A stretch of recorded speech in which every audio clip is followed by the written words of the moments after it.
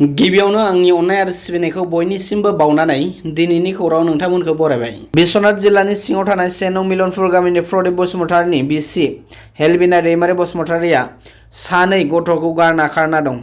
फिसायनि फोरमायनाय बादिब्ला नागिरनायाव बिसि हेलबिना दैमारीखौ केरेलायाव खामानि मावना तामिलनाडुआव फिन खामानि मावफैनाय समाव गंसे रेस्टुरेन्टआव लोगो मोनो।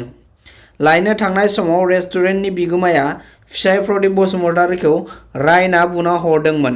दा फिन बे रेस्टुरेन्टनिफ्रायबो बेंगालराव खारफिनलांबाय होनना फिसाय प्रदीपआ फोरमायदों। फिसाय प्रदीपआ गावजों फैफिननो खुथार खुथार खावलायदों।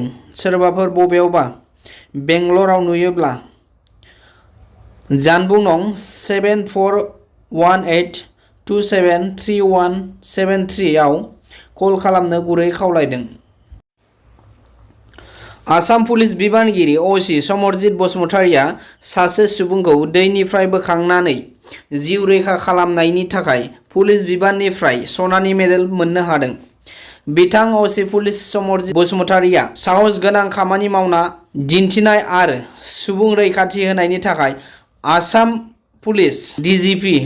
भास्कर ज्योति महन्तआ बिथांखौ बरायनानै सनानि मेडेलखौ गथायनानै होयो। सुबुं माहारिनि गेजेराव गुबुननि दोहोनखौ खावनाय बे हुदाया दासिमबो जोबनानै थाङाखै।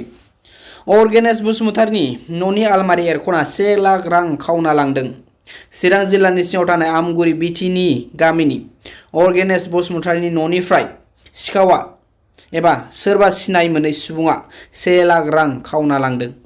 न'खरनि फोरमायनाय बादिब्ला सिखावआ गोसोम ड्रेस गानना खुगा खाथेना उखुम मुदाजों गाखोनानै आलमारिखौ एरख'ना 1 लाख रांखौ लांदों। सिखावखौ नुदोंब्लाबो सिखावखौ हमनो हायाखिसै।